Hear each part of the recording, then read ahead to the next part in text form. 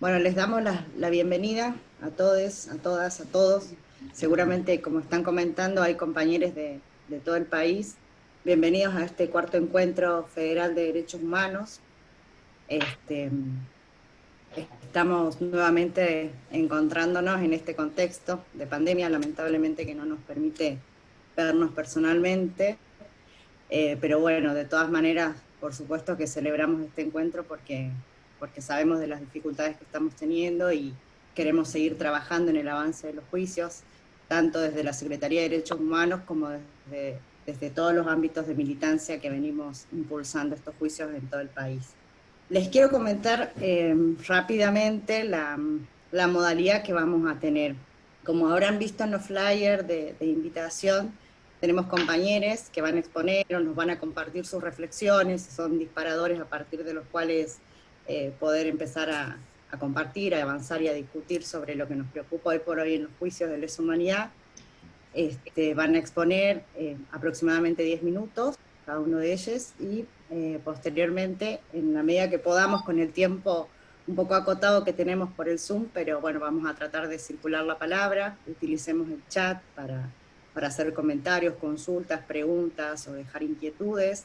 De todo esto, con los compañeros vamos a hacer un resumen y vamos a compartir a modo de conclusión, como se hicieron en los anteriores encuentros federales, como recordarán quienes participaron, así que podemos ir utilizando el chat para mantenernos comunicados mientras escuchamos a nuestros compañeros panelistas.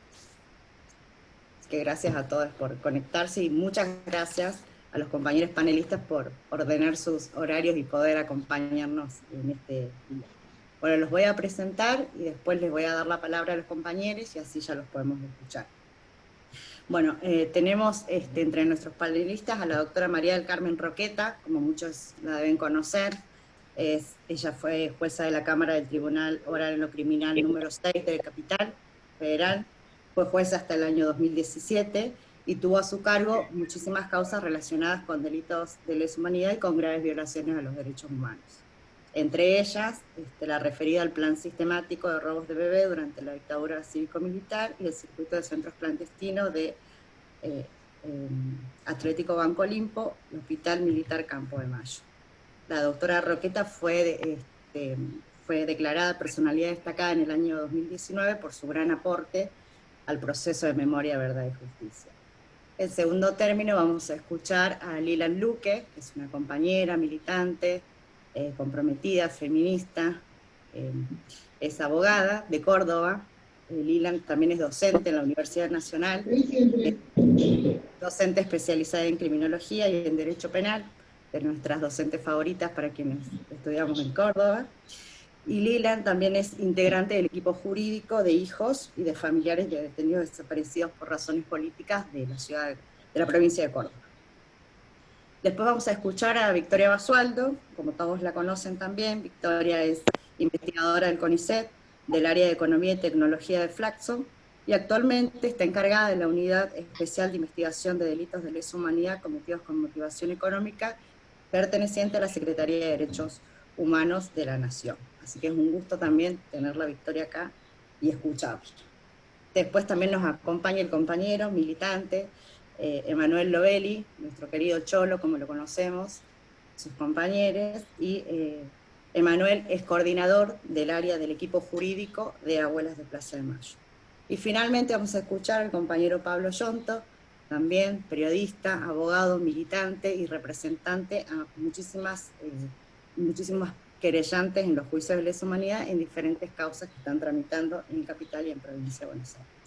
Así que les damos la bienvenida, les volvemos a agradecer a todos estar acompañándonos hoy aquí, y en principio le vamos a dar la palabra a Pablito Yonto, que nos pidió especialmente porque tiene otros compromisos, y le vamos a ceder el primer lugar para poder escucharlo.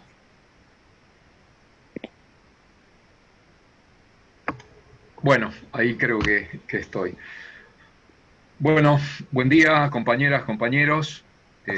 Gracias por la paciencia también y, bueno, gracias a los demás panelistas por cederme el lugar, pero bueno, es un día agitado como todos, tenemos que, entre otras cosas, preparar testigos. Nosotros preparamos a los testigos, no tenemos ningún problema en decirlo, y tiene que ver con esto de los juicios que se están haciendo. Así que teníamos citas armadas para hoy y bueno, les vamos a dar prioridad.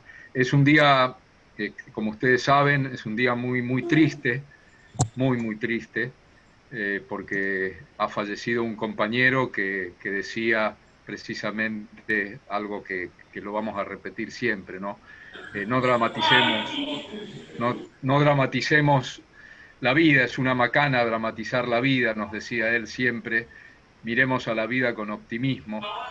Y esto lo decía Víctor Basterra, el compañero que ha fallecido hoy, que ha sido testigo, eh, charlista, expositor, de todo en los juicios, y por sobre todas las cosas, quien ha sido una persona digna en nuestra historia de la lucha por los derechos humanos, es una persona que debe ser reconocida minuto a minuto. Aún recordamos el día que vino al Centro de Estudios Legales y Sociales, yo era apenas un aprendiz ahí, y cómo nos sacudió cuando traía las primeras pruebas de la ESMA, las primeras fotografías, los primeros negativos, como al principio no se le creía y al mismo tiempo se le creía, era una combinación rara, pero la heroicidad de este compañero de haber hecho lo que hizo en la búsqueda de las pruebas que luego sirven y servirán para siempre, para la historia, para la condena, para el juicio y castigo a los culpables, merece que Víctor sea recordado siempre. Fue nuestro testigo hace muy poquito en el juicio de la contraofensiva montonera, uno de los tantos juicios en los que declaró, y no va a poder escuchar la sentencia, o sí, la escuchará y dirá, ahí estuvo también mi aporte. Gracias, Víctor. Y hago esta introducción porque duele sin dudas que Víctor no podrá estar con nosotros, o sí, pero también esto forma parte de lo que estamos reclamando, ¿no? De la aceleración de los juicios, que creo que es sin duda el tema central hace años, el tema que nos preocupa, que nos hace doler la cabeza, y que lo vuelvo a volcar como primera cuestión porque creo que sigue siendo el aspecto que tenemos que encontrarle la vuelta porque la situación es apremiante, pero vamos a aprender de Víctor, vamos a no dramatizar, vamos a mirarlo con optimismo y entonces vamos a meternos en el tema como estamos hoy. Hoy estamos con una gran cantidad de juicios, capital, provincia de Buenos Aires, cada una de las provincias que están acá, las compañeras y compañeros que vemos en este enorme panel, tienen juicios hoy desarrollándose. O sea, si uno mirase la Argentina desde arriba, desde afuera, vería un montón de juicios orales y hasta se preguntaría de qué se quejan. Pero sí, nos quejamos porque nuestros juicios van muy lentos y porque hay una enorme cantidad de juicios todavía en camino. No hay estadísticas muy certeras, pero uno puede hablar de los casos que tiene y uno puede hablar de los casos que tienen otras compañeras y compañeros y observa que aproximadamente el 60% todavía de las víctimas no ha tenido juicio. Y esto implica una preocupación enorme, ¿no? Que se combina con, por supuesto, ese sentimiento especial de que los juicios se estén haciendo, pero también no solo la preocupación, sino el fastidio porque los juicios no vayan más rápido. Este año hemos conseguido algo importante, pero a medias. ¿Qué quiere decir? Hemos logrado que en el proyecto de ley de la llamada reforma judicial se introduzcan algunos artículos para acelerar los juicios. En el 2020 lo hemos logrado. Y es la mitad de una ley. O sea, todavía no fue tratada por diputados, fue tratado por el Senado. Este proyecto de ley tiene media sanción. Y ahí se establece, por ejemplo, que en un artículo que los juicios por delitos de lesa humanidad tienen que hacerse al menos 3 días por semana.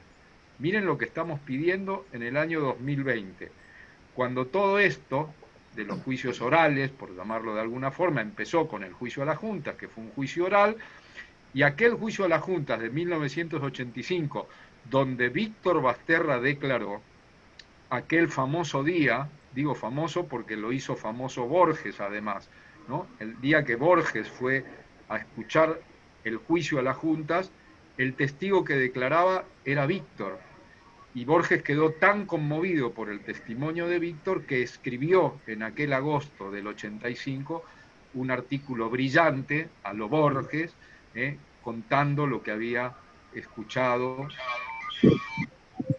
Y desde aquel momento hasta ahora, para comparar, a ver si cómo estamos, el juicio a la Junta se hacía todos los días. Lunes, martes, miércoles, jueves y viernes había audiencia. Y hoy, con suerte, tenemos una audiencia por semana. Con suerte. Hay juicios orales que a veces tienen una audiencia cada 15 días. Esto es una gran preocupación porque la cola de juicios que hay en todo el país es tremenda, por supuesto en los lugares donde hay más concentración de juicios o centros, donde hubo más centros clandestinos, la situación es dramática, pero eso no nos lleva a pensar que, bueno, todo esto es tema de juicios orales. No, ese es un aspecto de los juicios orales, donde necesitamos que se aceleren. Ojalá que diputados le dé la otra media sanción y tengamos una ley para empezar a obligar a los jueces y a las juezas a que hagan los juicios por lo menos 3 veces por semana. Eso aceleraría un poco los juicios. Otro artículo que tiene ese proyecto es algo que parece obvio, pero no lo es que los jueces y las juezas le tienen que dar prioridad a estas causas, que tienen que entender que estos juicios van primero. Todos los otros juicios tienen que ser desplazados a segundo y tercer lugar. Estos juicios merecen la prioridad, pero no por capricho nuestro, sino porque los hechos, ya sabemos, sucedieron hace más de 40 años, porque las testigos y los testigos, porque las madres y los padres, porque las abuelas, porque nuestra gente, que no es otra cosa que el pueblo argentino, necesita estas respuestas inmediatas en materia de justicia y en materia de saber la verdad. Esta preocupación hoy no puede opacar, obviamente, lo que se está haciendo. Y lo que se está haciendo hay que, de alguna manera, aplaudirlo, sin dudas. Este es un triunfo del movimiento de derechos humanos y es un triunfo del enorme sector del pueblo argentino que desde los inicios de la democracia dio esta pelea y la sigue dando, por suerte, con muchos jóvenes en la calle, cada vez que hay un 24 de marzo o que hay una fecha o algún acontecimiento para respaldar, como fue el repudio del 2x1 y que se logró frenarlo, ese 2x1. Entonces, situación de hoy, muchos juicios orales, una deuda muy grande en el aspecto de instrucción, ahí tenemos otro factor que lo tenemos que resolver de alguna manera y organismos, nosotros y todo el movimiento de derechos humanos tiene que ponerse a pensar de qué manera empujamos en los juicios de instrucción para que ese 60% de víctimas que aún no tuvo respuesta, la tenga. Ahí se está planificando, con demoras también, la posibilidad de trabajar una imputación muy grande en todo el país al aparato de inteligencia del ejército como responsable de todos los hechos que ocurrieron en la Argentina. Esa sería una forma de poder englobar una imputación a quienes todavía, o las víctimas que todavía no se sabe a qué centro clandestino fueron llevados, que son miles de víctimas todavía. Y el último aspecto tiene que ver con los imputados. ¿Cuántos son los genocidas que todavía no han sido indagados, procesados y llevados a juicio oral? Miles. miles en todo el país. Cada juicio oral que llega a su fin tiene condenas, y como mucho hay condenas a 30 y pico, 40 y pico, 50, pero la mayoría de juicios no tiene esas cantidades. La mayoría de juicios orales tiene grupos de genocidas de 4, 5, 7, 9, pequeños grupos de genocidas, algunos repetidos. Necesitamos avanzar en la instrucción, y ahí tenemos una obligación de ponernos a pensar con qué medidas podemos empujar, apurar, apretar, presionar a la justicia. Nunca olvidamos el consejo que nos dio un juez, el juez de La Plata, de la Cámara Federal de La Plata, Lifshitz, con el juicio por la verdad, en las charlas aparte con nosotros, siempre nos decía: yo soy juez, presionen a los jueces, presiónenme a mí, no hay otra forma de que nosotros apuremos las cosas si no es con presión. Así que pensemos de qué manera vamos a presionar a los jueces, a las juezas, para que este camino se acelere. Tenemos muchos, seguramente otros compañeros y compañeras que van a exponer, pueden dar mejores cifras.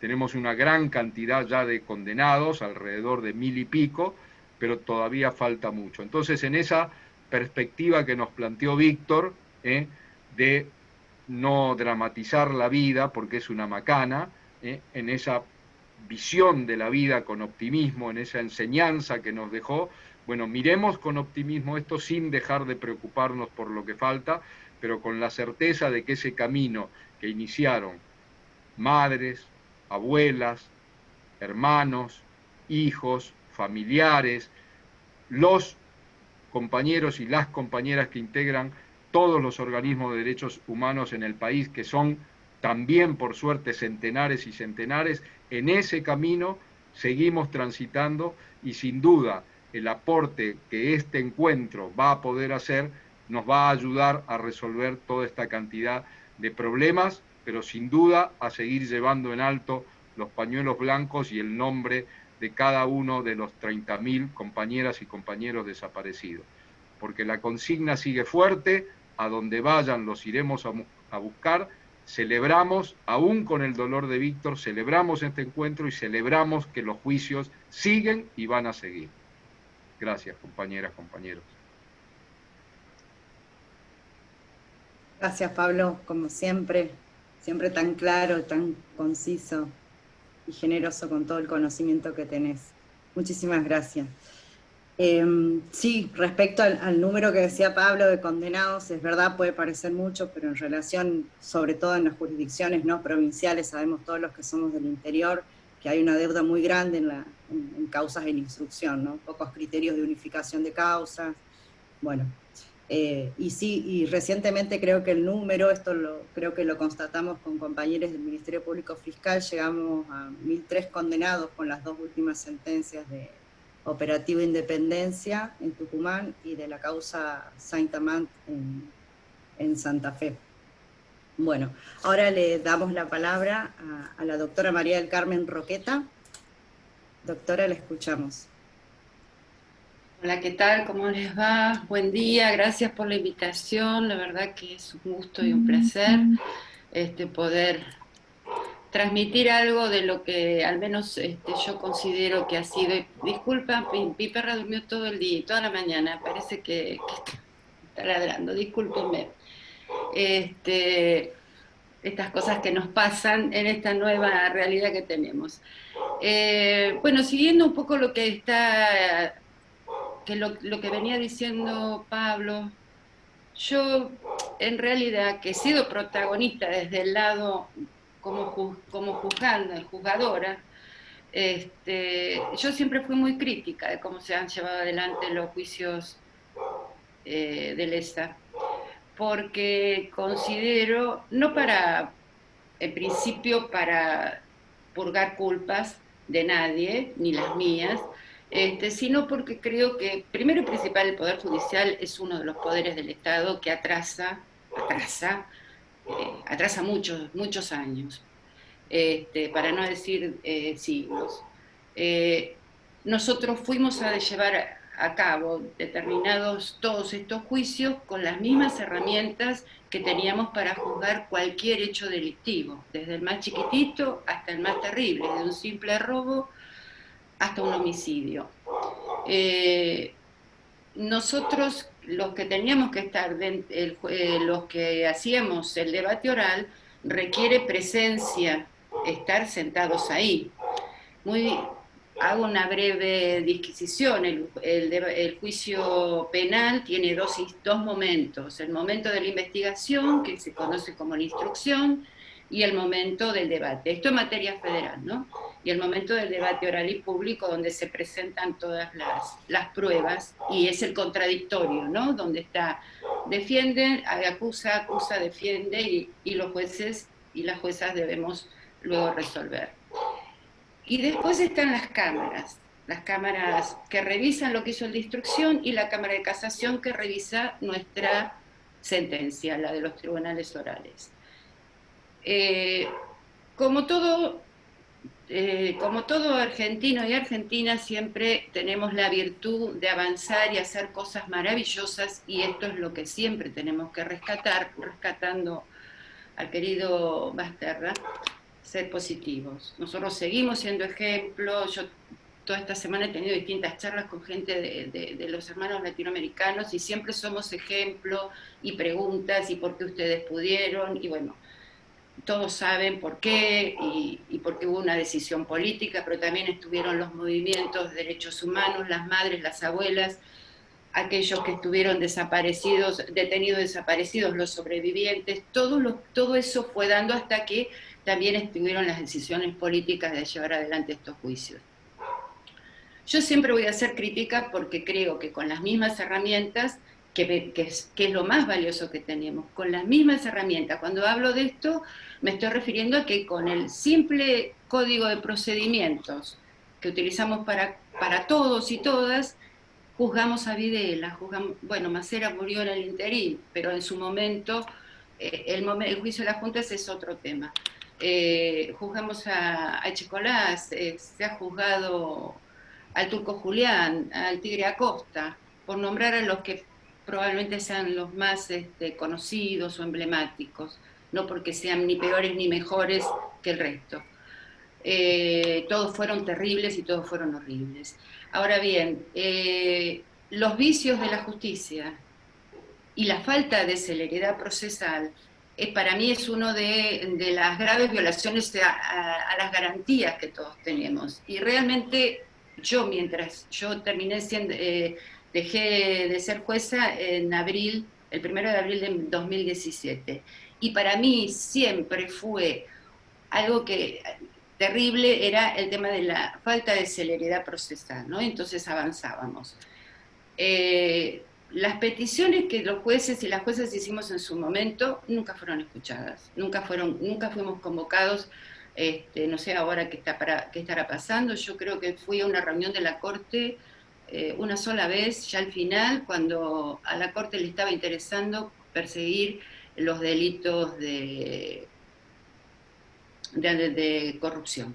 Entonces, ahí empezó el tema, creo yo. Entonces nosotros teníamos que dividirnos. No había más. Yo hablo de lo que conozco, que es la Ciudad de Buenos Aires y la Justicia Federal. Éramos 6 tribunales, y tardaron añares en sacar la ley, añares en hacer los concursos, añares en poner en funcionamiento esos tribunales. Nadie entendió, convengamos que empezó el retroceso. El tema nuestro de los juicios siempre ha tenido avances y retrocesos.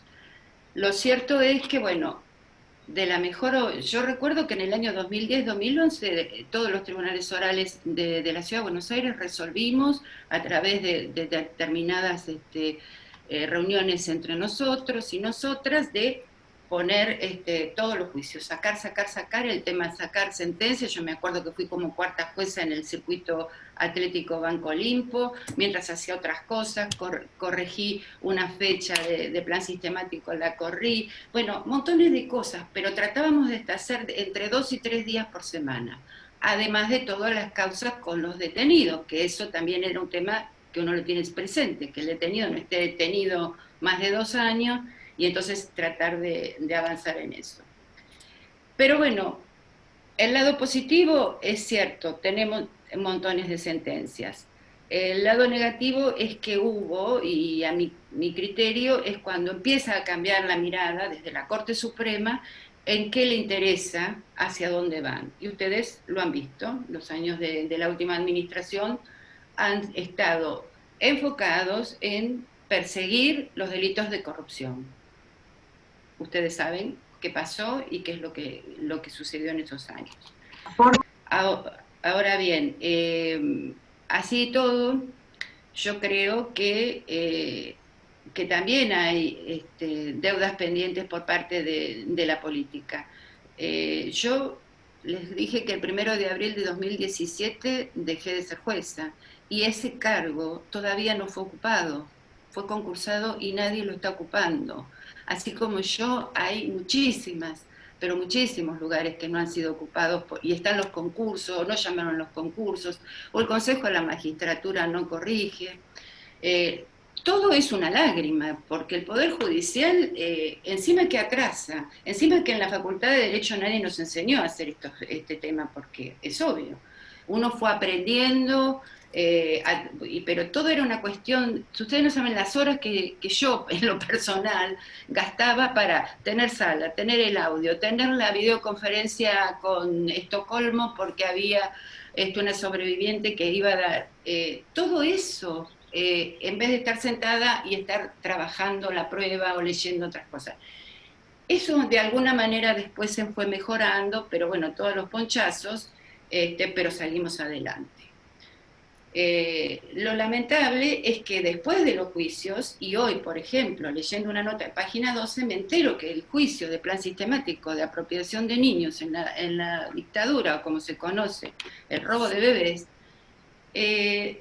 la Corte acaba de decirle a la Casación por qué tardó tanto, por el hecho, porque el imputado Franco, que era de la Armada, que yo condené en minoría, que la Casación da vuelta y sigue y decide condenarlo, porque mis colegas lo habían absuelto, y ese juicio, y ese hombre que tiene 90 y pico de años, no tiene la sentencia firme. Entonces la Corte acaba de decir, la Corte podría hacer otras cosas, este es mi criterio. Se lo devuelve a la Casación para que otra sala resuelva si lo condena o lo absuelve.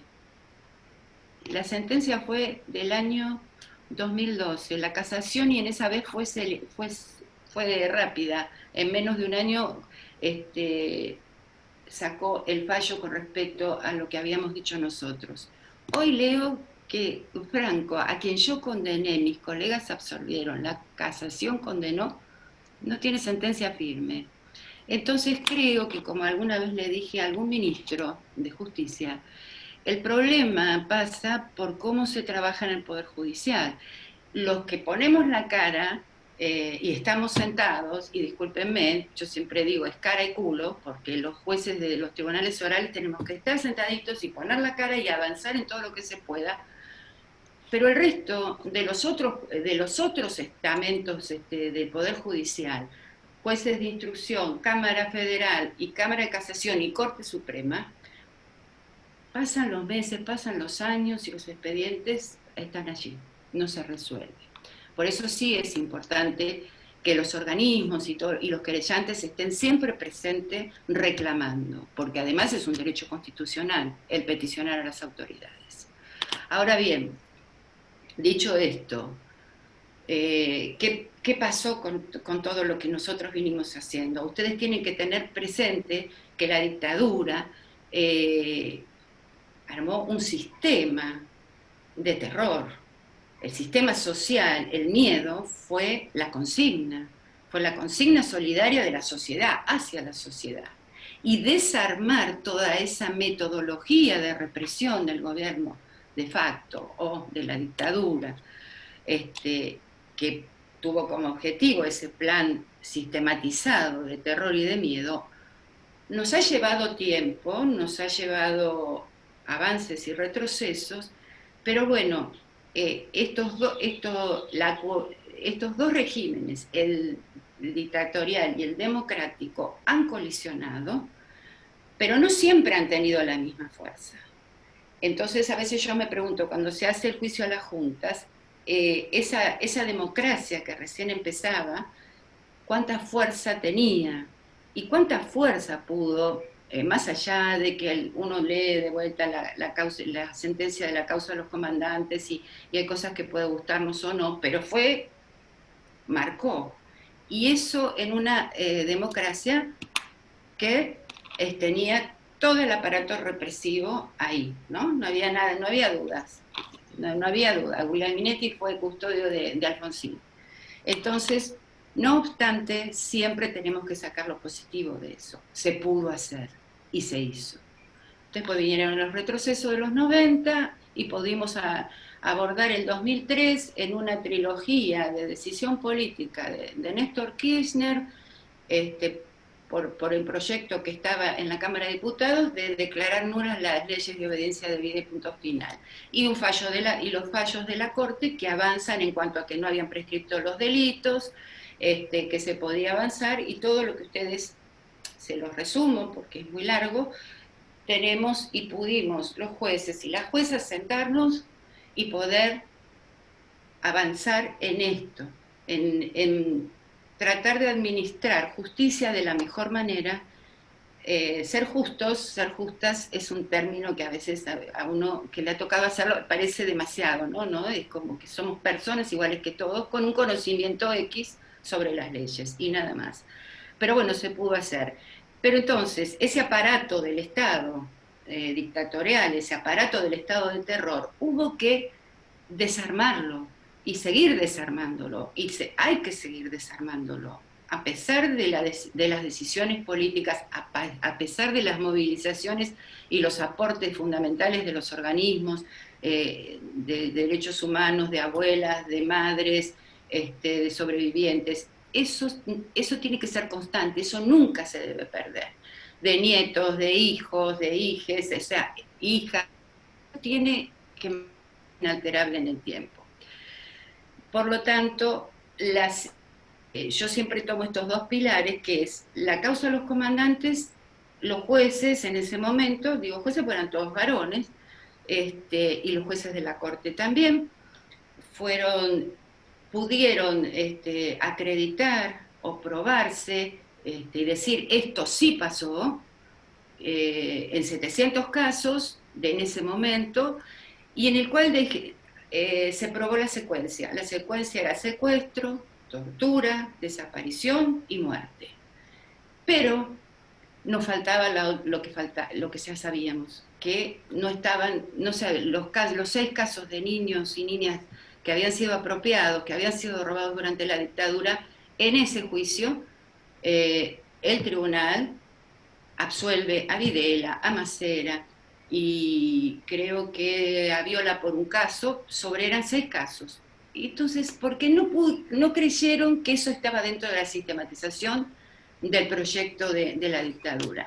Pasaron muchos años, los nietos y las nietas fueron encontrándose, las abuelas le encontraron la vuelta, y los abogados de su momento de abuelas encontraron la vuelta para hacer una presentación jurídica, y ese es el juicio que nosotros terminamos haciendo, pues que se conoce como el plan sistemático. Entonces yo hablo siempre de las 2 secuencias, una primera secuencia que se probó en la causa 13 y después vienen todos los juicios, y la otra secuencia, que era la que faltaba, la apropiación de los niños y las niñas, de los bebés nacidos en cautiverio, se pudo probar entonces el secuestro, la tortura, el esperar que la mujer que estaba detenida, desaparecida, pariera.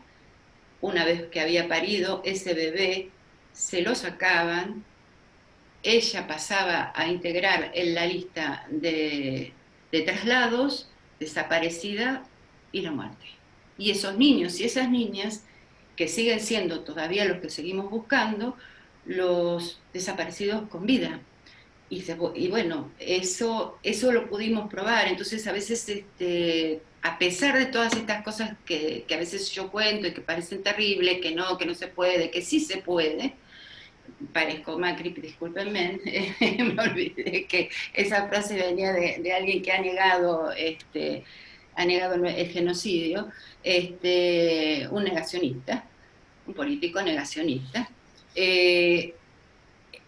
Hemos podido, y esto yo cuando digo hemos, no soy yo la que estuvo a cargo de ese juicio, sino que todo es lo que hemos hecho es para que todos y todas y todos se apropien, porque forma parte de nuestra vida, de nuestra historia política, de nuestra historia social. Entonces, lo que hizo un juez, una jueza allá por el año tal, no es de esos jueces, es de todos, es de todas, es de todes, forma parte de nuestra vida política y de nuestra historia política. Entonces, apropiénselo y mantengan esto que seguimos teniendo como una consigna por memoria, verdad, justicia, lo tenemos que tener apropiado, porque donde hay una necesidad, hay un derecho. Y esos derechos emergentes, esos derechos y esas necesidades postergadas que tenemos hoy, que continúan hoy, las tenemos que tener dentro de este camino histórico que hemos hecho, que es la defensa de los derechos humanos. Entonces, esa necesidad que está postergada en otros temas, esa necesidad que es contundente y que nos pega, ¿no?, cotidianamente por otros temas, no sé, la violencia institucional, la violencia por género, todo lo que ya conocemos. Eso es el camino que debemos seguir recorriendo en materia de derechos humanos. Todo lo que hemos hecho es nuestro y es de todos, y es de todas y es de todos. Entonces, la revisión del pasado, la discusión, el debate y sobre todo que siempre esté en el centro de nuestro debate cotidiano, de nuestra forma de ser, que no sé si es forma de ser, pero que tiene que ver con nuestra historia, es un ejercicio que tiene que ser constante, de todos y todas, de todos los actores y actrices sociales, y que, como ya les dije, proyectarse en estos derechos ante las necesidades postergadas y emergentes. Gracias por escucharme, los quiero mucho. Nada más.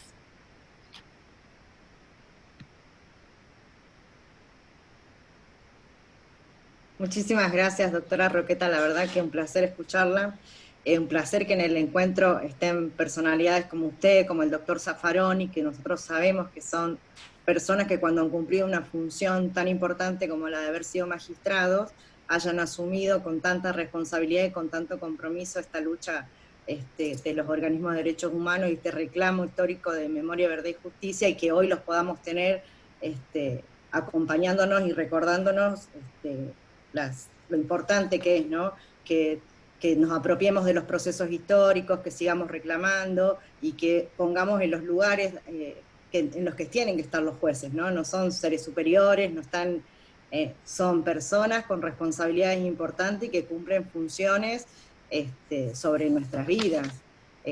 Así que la verdad que un placer escucharla, le agradecemos muchísimo que nos haya acompañado en este encuentro. Bueno, ahora le damos la palabra a nuestra compañera Lilan Luque, desde Córdoba, que nos está acompañando, junto con otros compañeros que ahí también vimos que se están sumando. Lilan. Hola, buenos días a todas, todos y todes. Gracias, Palo, por la presentación tan afectuosa y amorosa. Les quería agradecer a los organizadores la posibilidad, como técnica, como querellante, como mujer que representa organismos de derechos humanos del interior del país. Y es en ese sentido que yo pretendo hablar hoy, y veo un montón de compañeros míos conectados en este encuentro, así que espero que, como todo lo que hacemos, juntos podamos aportar este momento. Yo, obviamente voy a coincidir con el diagnóstico de Pablo y con lo que decía la doctora Roqueta, pero me gustaría hacer un pequeño raconto de lo que hemos logrado en Córdoba hasta ahora, muy pequeñito. Para que ustedes sepan, y los que no lo saben, digamos, los organismos de derechos humanos de Córdoba, desde el momento cero, han contribuido al proceso de memoria, verdad y justicia, como todos sus pares del país. Y hoy, desde aquel tiempo cero, estamos en el debate número 12 en la provincia de Córdoba. De esos 12 debates, los organismos de derechos humanos han participado en todos, salvo en 2, como querellantes, pero eso no significa que la estructura de los organismos no haya terminado, no haya colaborado y sostenido esos procesos. Este trabajo colectivo nos ha permitido, en su momento, condenar por primera vez a Videla, post-indultos. Nos ha permitido condenar en múltiples oportunidades a Menéndez, el genocida que tenía a su cargo el Área 311 y a todo su comando. Nos ha permitido en estos 12 procesos y en estos 44 años, a través del trabajo colectivo, poder ir sacando capas escuchándola a la doctora Roqueta, de lo que fueron los primeros juicios, de lo que fue el juicio de las juntas, ir levantando y haciendo luz sobre lo que el terrorismo de Estado implicó en la provincia de Córdoba y también en nuestro país. En ese sentido, y esto porque es lo que quiero retomar después, más allá de lo que ya todos conocemos, en el sentido de lo que fueron las privaciones ilegítimas de la libertad, el funcionamiento de los centros clandestinos de detención, que constantemente en la provincia de Córdoba aparecen nuevos ámbitos en donde el terrorismo de Estado actuó, se han ido develando la responsabilidad civil, los delitos de violencia sexual, y digo violencia sexual porque víctimas tanto hombres y mujeres, y diversidades. También se han ido develando, hechos conocidos por todos, como por ejemplo la apropiación de niños. Nosotros ya hemos tenido un juicio en donde ha quedado claro esto, y también ha empezado a visualizarse desde hace un tiempo esta parte la situación de las niñas, más allá de las apropiaciones y todo esto. Quiero hacer, solamente esto quería decir, para hacer hincapié en 2 cosas, como dijo Pablo y como dijo la doctora Roqueta, cuáles son los obstáculos que estamos teniendo, nos parece hoy, a todos en este desarrollo del proceso de memoria, verdad y justicia desde el punto de vista del ámbito institucional, y qué es lo que nos está faltando. En este sentido voy a coincidir con Pablo en el diagnóstico general y en lo que decía la doctora Roqueta, es decir, hay un problema complejo en la instrucción de las causas, en la primera parte donde se realiza la primera investigación.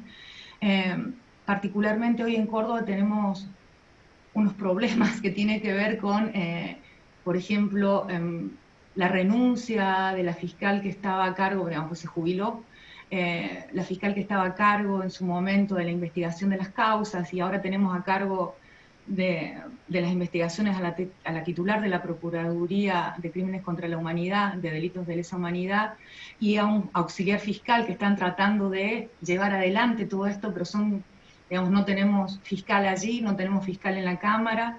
La actuación del fiscal en los debates orales ha preocupado, y ya voy a contar por qué, a víctimas, específicamente de delitos contra la violencia sexual. Tenemos problemas en la instrucción en el ámbito judicial, específicamente, ya no Ministerio Público Fiscal, debido a una serie de recusaciones que se interpusieron por la intervención de uno de los jueces que ocupó, luego de un concurso, el juzgado que se llevaba adelante las causas por delitos de lesa humanidad, lo que ha provocado 4 años de atraso, con todo lo que implica eso, víctimas que no logran ver que sus causas avancen, por un lado, represores que mueren impunes, por otro.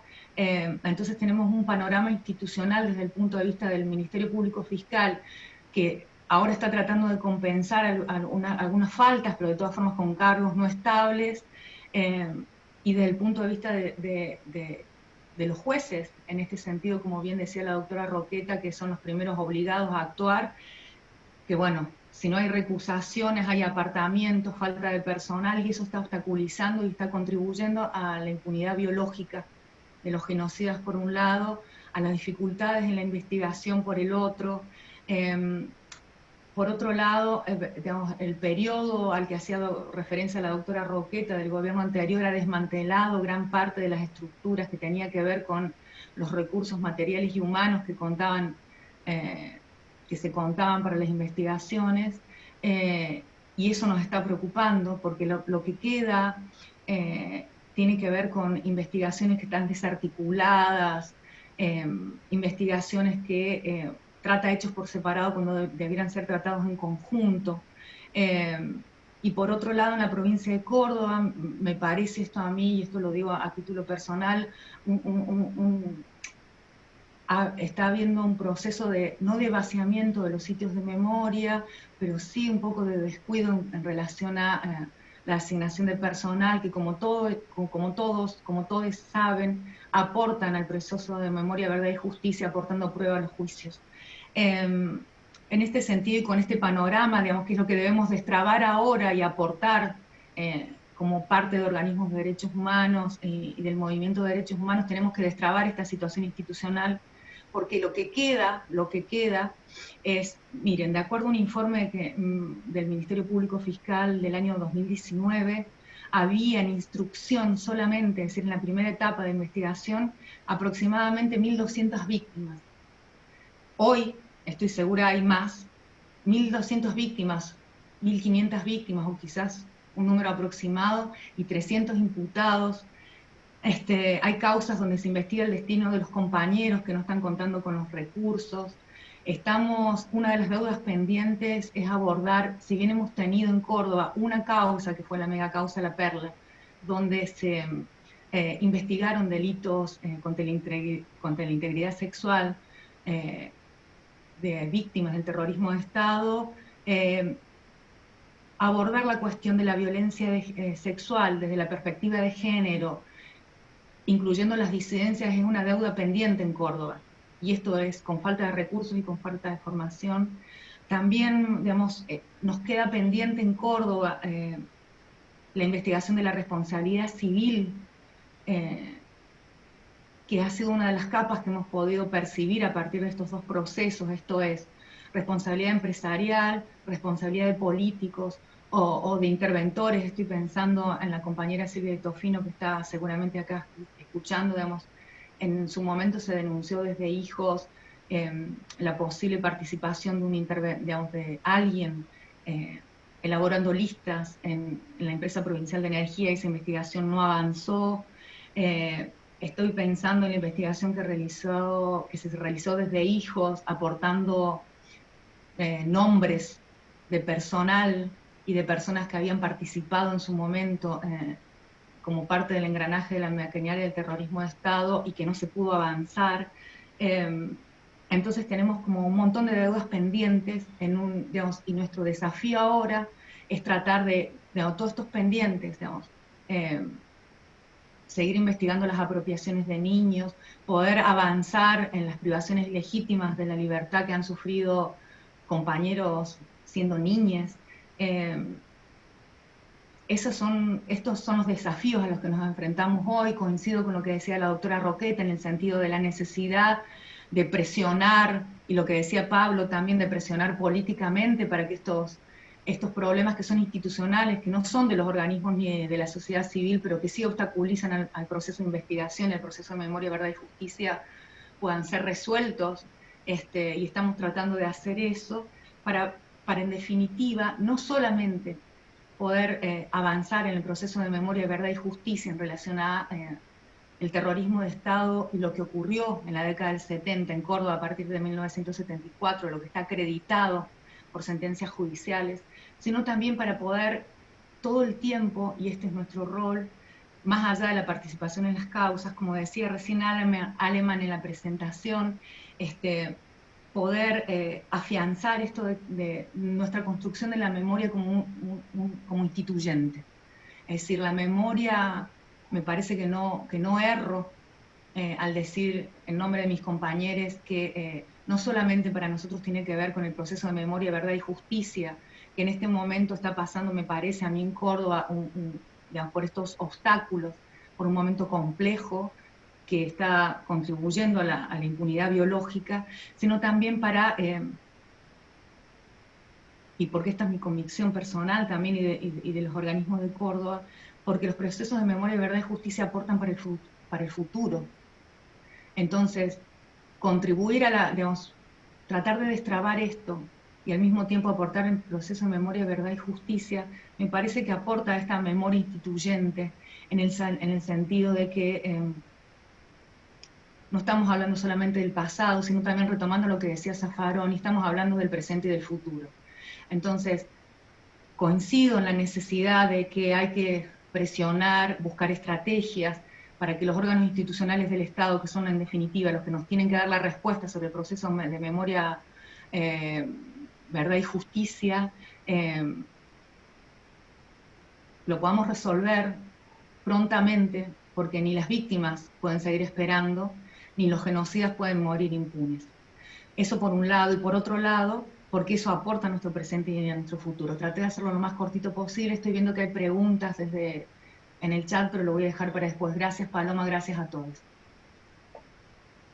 Gracias, Lina. Muchísimas gracias por tu aporte muy claro, y me parecía además fundamental la presencia de compañeros que están en otras jurisdicciones, que nos puedan dar cuenta del panorama general que muchas veces coincide, ¿no? Si bien solamente para dar algún punto de comparación, es verdad, en Córdoba llevan por el juicio número 12, acá en Jujuy estamos recién en el 6º, pero en términos generales, en muchas jurisdicciones sucede lo mismo, ¿no? Esta falta de investigación con criterios más unificados que nos deja por ahí situaciones aisladas, víctimas que no son parte de ningún circuito, digamos, casos incluso los previos al 76, lo que tiene que ver con responsabilidad empresarial, civil. Bueno, ahora le vamos a dar la palabra a Victoria para profundizar un poco más en esto.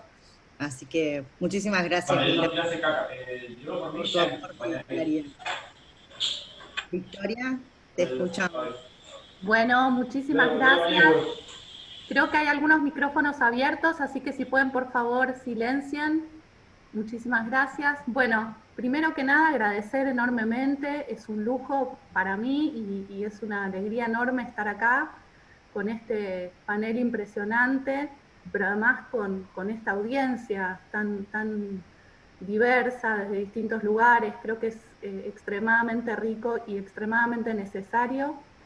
Ya se dijeron muchísimas cosas hasta ahora. Yo simplemente quería decir, voy a hablar por un lado en mi calidad de investigadora hace muchos años en algunos temas vinculados con lesa humanidad, a los cuales me voy a referir ahora, en particular a responsabilidad empresarial en delitos de lesa humanidad, pero además quería también hablar en función de que en la actualidad estoy coordinando, como dijo ya Paloma, la Unidad Especial de Investigación en Delitos de Lesa Humanidad cometidos con motivación económica, un nombre largo, pero en realidad bastante sencillo, los delitos de lesa humanidad que tuvieron motivación económica, que como ustedes saben, tienen dos factores centrales. Por un lado, aquellos delitos de lesa humanidad cometidos contra trabajadores y sindicalistas, perpetrados con la participación de sectores empresariales, pero por otro lado también los delitos económicos cometidos incluso contra otros sectores empresariales que por algún motivo estaban enfrentados o tenían bienes que eran de interés para las Fuerzas Armadas y los sectores empresariales predominantes, ¿no? Entonces son esas dos líneas las que estamos trabajando en el marco de la unidad. Quiero ser muy breve para proponer el intercambio, pero hay algunas cuestiones que tengo que decir. En primer lugar, porque a Paloma le ha tocado coordinar, entonces gran parte de la tarea que venimos haciendo en la Secretaría y que vienen llevando adelante las querellas, por lo menos quiero reflejar un segundito, un par de cuestiones que por supuesto que ella podría reflejar mucho mejor estando al frente de las querellas, pero que me parece importante poner sobre la mesa. Ya Pablo, bueno, todos en realidad, todos y todas dieron datos muy significativos. Hay una gran preocupación, por supuesto, en primer lugar por las demoras generales en la etapa de instrucción de las causas, considerando que el 45% de las causas por delitos de lesa humanidad cometidos durante la última dictadura se encuentra en etapa de instrucción. Estas demoras son de una enorme preocupación y según los datos que se relevaron desde la Dirección Nacional de Asuntos Jurídicos Nacionales, el avance de las investigaciones tiene muchas trabas y obstáculos que tienen que ver con la falta de personal judicial, los escasos resultados positivos en la investigación de denuncias específicas, la decisión de priorizar el avance de causas en las que se investigan hechos sometidos a prescripción. Hay una gran cantidad de jurisdicciones como Córdoba, Mar del Plata, Salta, Santa Fe, Santiago del Estero y Tucumán que presentan desafíos específicos.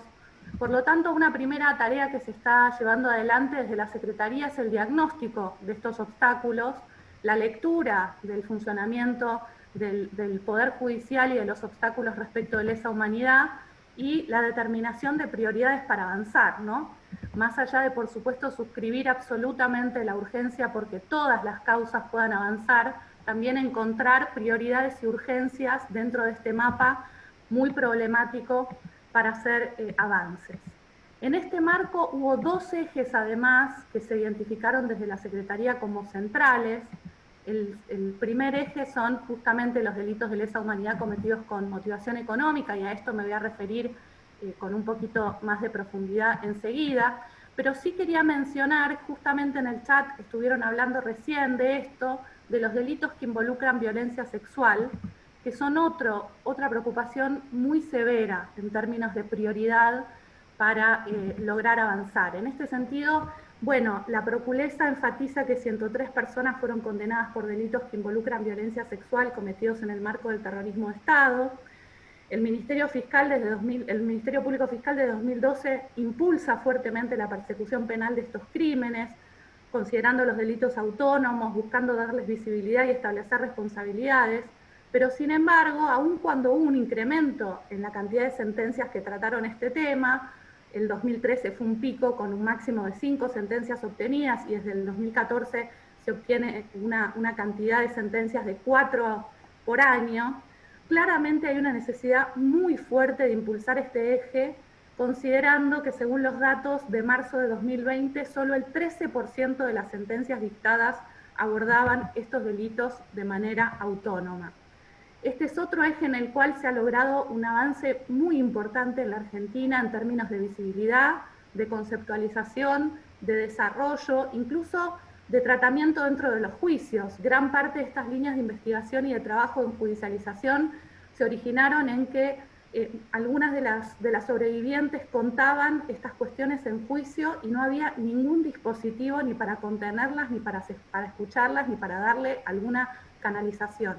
En todo eso se avanzó, pero se ve desde la Secretaría una necesidad muy fuerte de profundizar esto y por eso se está avanzando con capacitaciones y con un trabajo de sistematización en esta línea.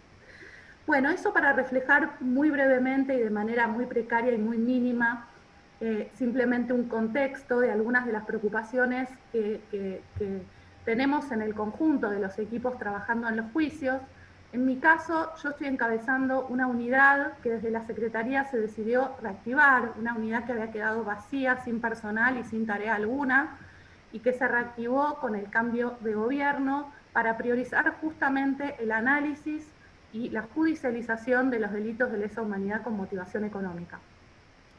Nos parece fundamental esto porque, como ustedes saben, hubo avances muy significativos y también hay obstáculos y problemas muy serios respecto de estos delitos. Yo, al respecto, quería muy simplemente pasarles un breve dato, una breve información que creo que va a ser útil, tanto respecto a investigación como a judicialización.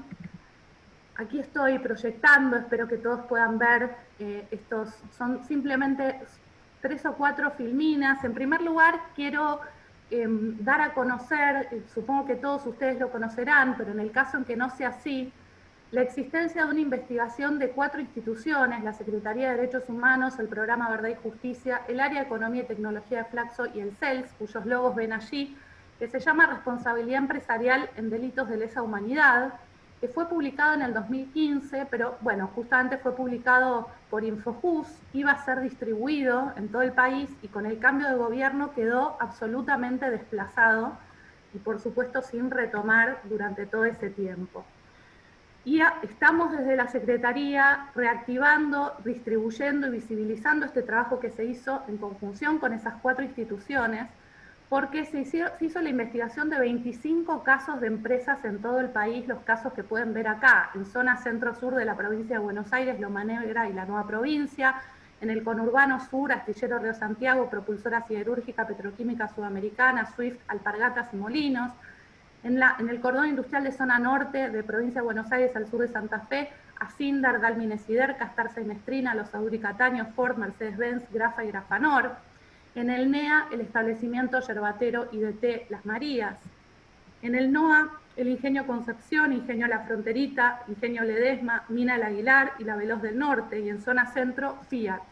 Estamos hablando de la investigación sistemática de 25 empresas en distintas regiones del país que muestran un patrón de involucramiento y participación empresarial en delitos de lesa humanidad, que no voy a poder exponer acá, pero que sí voy a transmitirles por el chat. Les voy a dejar directamente los libros, los links, y estamos en contacto, por supuesto, para todo desarrollo posterior que quieran y que necesiten para poder ver las conclusiones.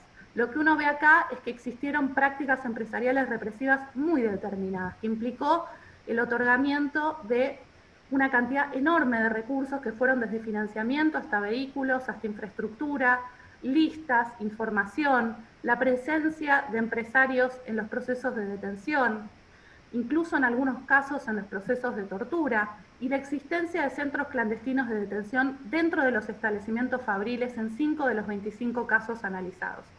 Este trabajo es patrimonio nuestro, es un trabajo que está publicado en forma libre, que está hecho es un libro de más de 1000 páginas, hecho por un equipo de más de 20 personas, con un enorme compromiso de 4 instituciones, y que es un recurso para que podamos usar. Y que además, en este trabajo lo que uno ve es la vinculación entre estas prácticas represivas que nosotros pudimos identificar en estos casos, que son solo la punta del iceberg, son solo el comienzo, con el proceso de activismo sindical, de movilización social y de disputa social que existió en distintos puntos del país. Hay una correspondencia muy fuerte entre los procesos de represión a trabajadores y sindicalistas y los procesos de lucha social y de pelea por derechos.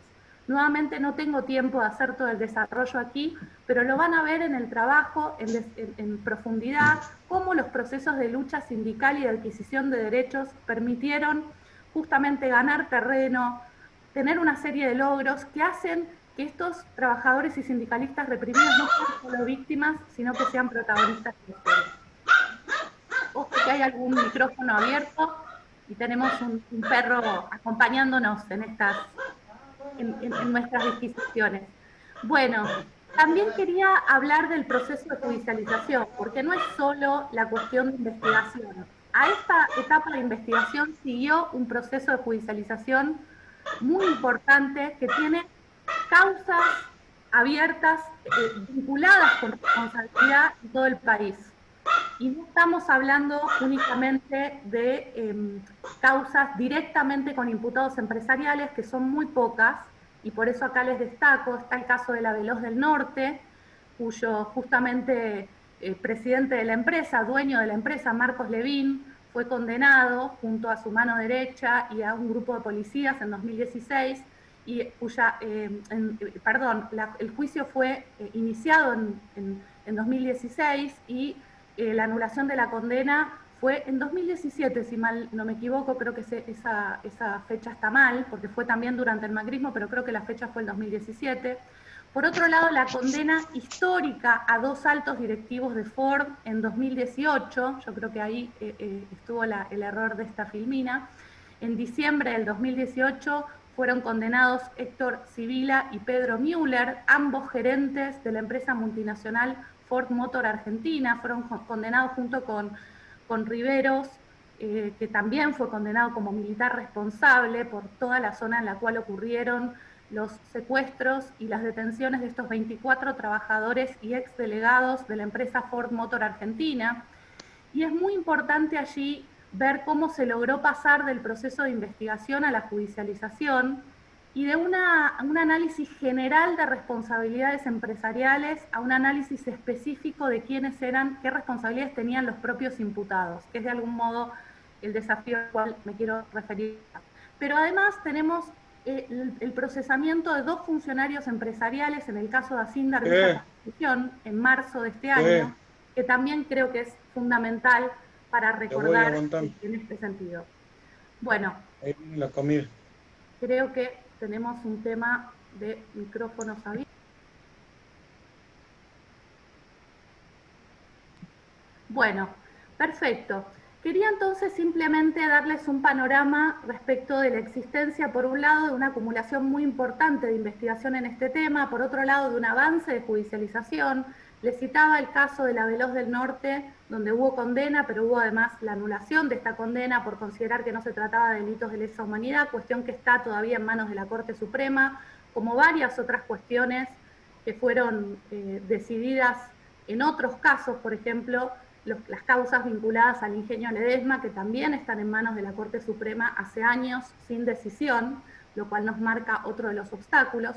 Pero quería también mencionar que junto a estos avances, no solo tenemos el retroceso de la Veloz del Norte, sino también otras decisiones judiciales, y en particular el caso de Las Marías en Corrientes, un juicio que se desarrolló también en 2018, que mostró, que nos dejó una enorme preocupación porque se trató de un juicio en el cual se analizaron las responsabilidades de Torres Queirel, que además de ser responsable de la zona, interventor, distrito de gobernador Virasoro, era además responsable de una estancia donde se produjo el secuestro del trabajador cuya desaparición se estaba analizando en el juicio, y esto terminó en una absolución en el marco de un juicio que además se caracterizó por una falta total de derechos, por la presencia de fuerzas de seguridad en el propio recinto y con una dinámica muy compleja. Por lo tanto, no tenemos tiempo aquí de analizar todos los obstáculos que presentan las causas de responsabilidad empresarial, pero sí quería destacar la existencia de un precedente muy importante como la causa Ford, liderada por los abogados Tomás Ojea Quintana y Elizabeth Gómez Alcorta, pero que además tuvo la participación de la querella de la Secretaría de Derechos Humanos de la Nación, de Provincia de Buenos Aires, y un papel muy importante de la Fiscalía, y que además mostró la posibilidad de llevar adelante el proceso de judicialización de responsabilidades empresariales de manera muy concreta. Si hasta ese momento había habido dudas respecto de cómo vincular un proceso de investigación sobre la responsabilidad de empresas con un proceso específico de judicialización de las responsabilidades de imputados, la causa Ford mostró que esto es posible, pero al mismo tiempo la Veloz del Norte y Las Marías nos dieron un ejemplo muy claro de los obstáculos del sistema judicial para llevar adelante este tipo de causas, y a esto se suma la enorme dificultad que tiene la jueza.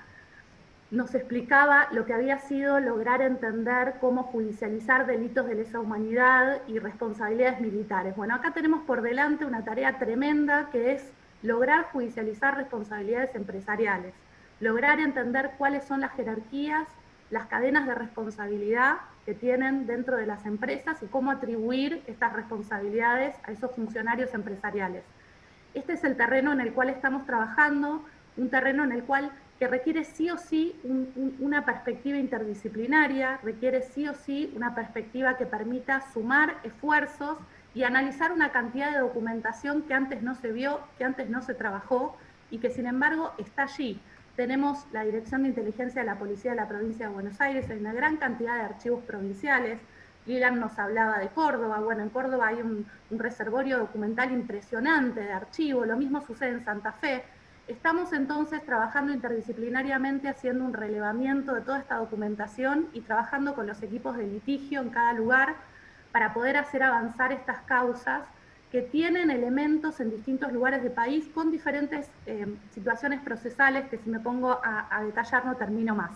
Pero sí quería hacerles esta breve síntesis respecto de los recursos que tenemos, de las posibilidades que se abren hacia adelante y de la conciencia de la dificultad que es enjuiciar al poder económico, que no solo tuvo el poder sobre la vida y sobre la muerte en ese momento, sino que en muchos casos coincide con el poder económico actual. No estamos hablando de Ledesma, el grupo Techint, Acindar, Loma Negra, la nueva provincia, no estamos hablando de sujetos que pasaron su momento de poder, estamos hablando de sujetos que están en el centro de la cúspide del poder, y por lo tanto la decisión de avanzar en esta línea de judicialización necesita de la participación de los distintos sujetos sociales que son los que nos permitieron lograr todo lo que logramos hasta hoy.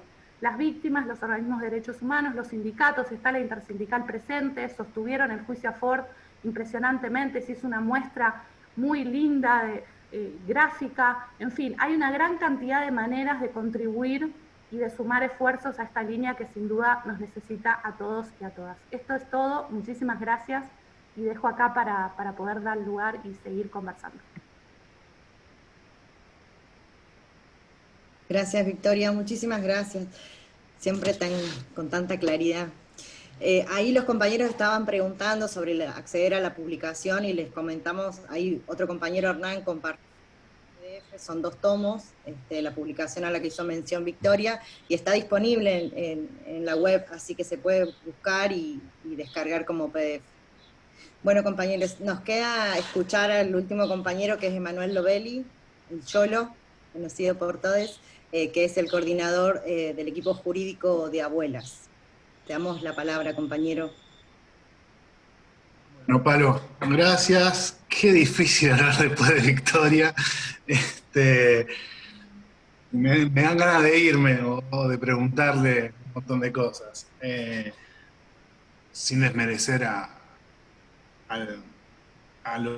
las otras expositores y a Pablo, por supuesto, pero bueno, muchas veces naturalizamos, digamos, la inmediatez de la responsabilidad, ¿no?, de los funcionarios policiales, del ejército, y sabemos que el desafío de la responsabilidad empresarial es correr ese velo, y es mucho más difícil, digamos, llegar a esa responsabilidad, y bueno, creo que es el desafío más urgente en el sentido de poder también generar esa construcción de sentido que la hemos logrado en otros ámbitos de la responsabilidad militar, policial, civil, eclesiástica, ¿no? Pero bueno, no, obviamente no voy a hablar de eso porque tengo todo para aprender. Y sí retomar algunas cosas de lo que se fueron diciendo acá, con Pablo, con María del Carmen. Que es bueno, obviamente la situación en la que llegamos hoy, ¿no? Pablo, por un lado, retomaba lo de esa semblanza de Víctor, y creo sí que tenemos que mirar hacia adelante, creo que es el mensaje que hemos tenido siempre, de los compañeros de los organismos, de las madres, de las abuelas, etcétera, y saber de dónde venimos, ¿no? Que era un poco lo que hablaba la doctora Roqueta, que me alegro de que esté en el panel y que no me rete, porque en el juicio de plan sistemático me retaba bastante seguido. Y un poco, nada, veníamos de esa falta de planificación, que sin duda fue tal, digamos, después de la ley del Congreso en el 2003 y después del fallo Simón, como que explotó el fuero federal, que quizá en Capital estaba bastante bien armado, por así decirlo, pero que en el interior, y yo hablo desde La Plata, digamos, eran fueros muy de excepción, y que estaban bastante flacos, digamos, para sostenerse a semejante avalancha de causas, de víctimas, de imputados, etc. Y bueno, y se fue trabajando en la medida que se pudo, ¿no? Y así llegamos con problemas, digamos, logísticos, de estructura judicial, y también de poder, reitero, ganar una disputa de sentido en los tribunales, ¿no? Los tribunales, también las fiscalías, digamos, hoy hay muchos compañeros y compañeras que desde los organismos han llegado a esos lugares de responsabilidad, en el Ministerio Público sobre todo, pero bueno, también sabemos cuál fue ese punto de partida, ¿no? Y a qué respondían muchos de quienes integraban el Ministerio Público Fiscal. Entonces, esa conquista que ha sido también horizontal en esos espacios de disputa. Después de todo, seamos abogadas y abogados, somos militantes políticos y abrazamos esta causa desde ese lugar. Más allá de del lugar de donde ejerzamos nuestra militancia. Y bueno, y en esas dificultades, hubo dificultades incluso hasta en criterios de imputación. De hecho, hemos tenido que doctrinariamente elaborar bastante para saber cómo ajustábamos de la mejor manera esa adecuación legal a esa realidad histórica que fue el genocidio. Y bueno, y después en las estructuras, digamos, más en la cúspide, no podemos dejar de pensar que es por ahí un poco hablar del pago chico, pero esta semana Casación confirmó la sentencia de Circuito Camps después de 8 años de estar durmiendo en la sala 1. Y así como está esa sentencia de Circuito Camps o lo de Franco que reseñaba la doctora Roqueta, son muchas esas situaciones que hoy siguen permaneciendo, porque hay poderes vivos, obviamente lo que dijo Victoria, no hay mucho más para ver, ahí no hay un poder residual de las fuerzas armadas de seguridad, hay un poder fáctico que es real y que se impone, y lo estamos viendo no solamente en Argentina, lo estamos viendo en todo el Cono Sur, recordemos Bolivia, que se pudo recuperar, pero bueno, tampoco es mi metida hablar de eso. Pero digo, son dificultades que se han planteado, que se siguen planteando desde todo ese panorama federal que también habló mucho Victoria. Y bueno, y todo, digamos, ese recorrido también lo llevo para hablar de lo que ha sido, obviamente, el plan sistemático de apropiación de bebés, ¿no? Y que también explicó la doctora Roqueta.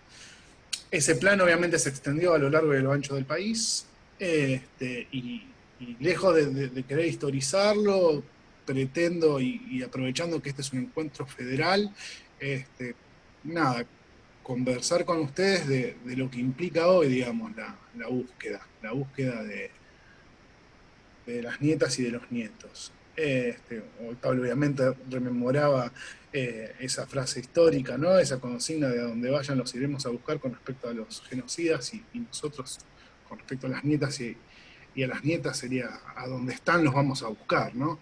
Y eso es parte de ese federalismo que también desde Abuelas queremos ahondar, y que en esto ha sido muy fuerte la coordinación con el Estado, ¿no?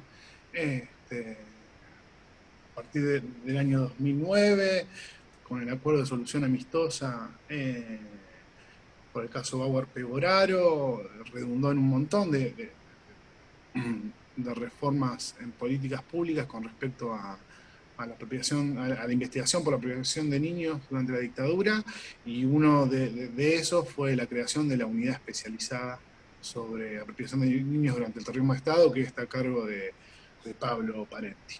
Ese trabajo coordinado con el Estado, reitero, con el Ministerio Público Fiscal, ha redundado en una maximización, por así decirlo, de las causas individuales, ¿no? de búsqueda de nietas y nietos. Y esa maximización no solamente es cuantitativa, sino cualitativa en términos de búsqueda federal, que era un poquito lo que me interesaba señalar. Porque quizás muchas veces uno puede llegar a suponer que la búsqueda de los nietos y las nietas sean los grandes conglomerados urbanos, y en realidad la búsqueda es en todo el país.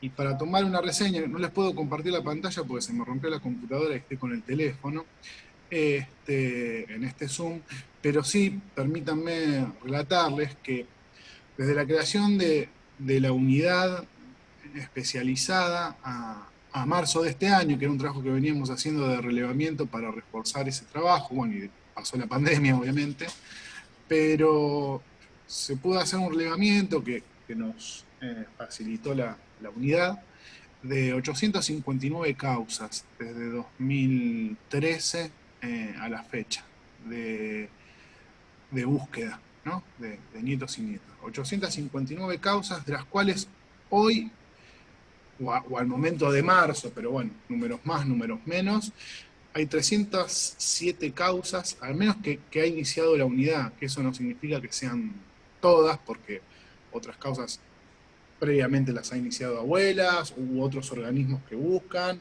o las propias unidades fiscales locales.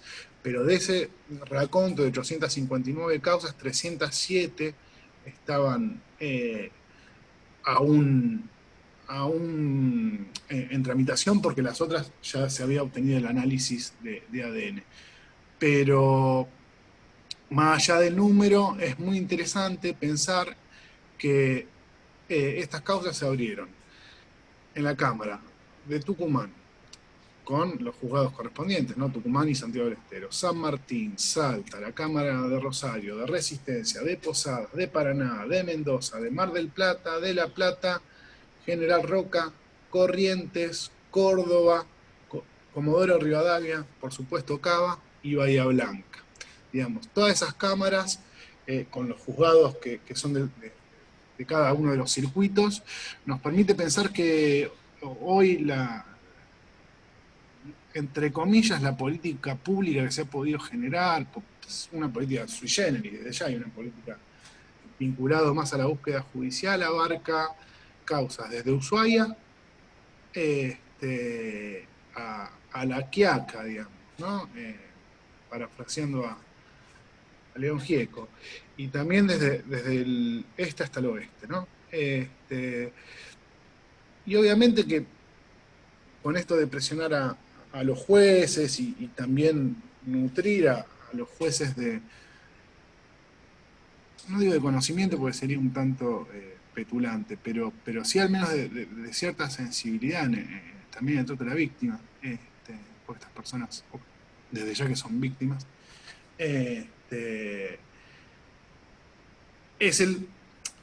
es un trabajo muy, muy arduo que tenemos que hacer, digamos, a nivel federal. No podemos, o sí, no sé, digo, pero no podemos pretender que jueces, por ejemplo, de Comodoro Pi, por así decirlo, que han tenido muchísimas causas de apropiación, que han tenido la suerte, digamos, de que en sus causas hayan restituido nietos o nietas, se les pueda pedir la misma experiencia, no sé, al juzgado de Oberá, sin desmerecerlo, pero digamos, es otro tipo de comunidad, que me parece que es lo que hay que tener en cuenta, son comunidades muchísimo más cerradas, donde en muchas ocasiones se conoce el pueblo en su mayoría, o la ciudad.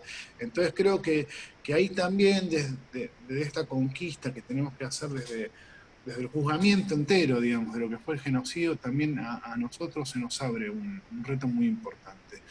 Y para eso, y reitero, aprovechando el carácter federal de este encuentro, desde Abuelas contamos con una ayuda invalorable de lo que se denominó la Red por el Derecho a la Identidad, de muchísimos compañeros y compañeras en todo el país que abrazan no la causa de Abuelas, sino esta causa de esta deuda, ¿no? que tiene la democracia con el Estado argentino y sobre todo con esos 350 que nos faltan, que sabemos que están, pero no sabemos verdaderamente dónde o quiénes son. Entonces, reforzar ese compromiso federal a través de la Red por el Derecho a la Identidad, reitero, con muchísimos compañeros que algunos militan en otros organismos de derechos humanos y que tan generosamente nos dan una mano, y otros que por ahí no tienen una militancia, pero se encuentran interpelados por esto, creo que es lo que en definitiva tiende a movilizar en cada lugar del país esta búsqueda. Esta búsqueda que obviamente va concatenada con todo lo demás, ¿no? Digamos, no son compartimentos estancos, digamos, lo que cuenta historia, lo que contó Lilian de Córdoba, digamos, y así extraccionar, digamos, de la movilización popular, la llegada, digamos, de la verdad, memoria y justicia que venimos pregonando, digamos, como el legado de las madres y de las abuelas, ¿no? Y también de los compañeros que pudieron sobrevivir a la dictadura. Y en ese sentido, digo, me parece que tenemos que aún más que nunca, por todo lo que falta, que bien lo relató Pablo, por todo lo que nos queda, muchas veces pareciera que ya está, y en realidad no está nada, sino que todavía nos falta bastante de lo que hicimos, en cantidad por hacer. En el caso particular de la búsqueda de abuelas, 130 nietos sobre un estimado de 500. A veces parece que ya está y llegamos a un tercio recién a encontrarlos. Entonces, nada, no me voy a extender, quería darles este panorama federal aprovechando este encuentro,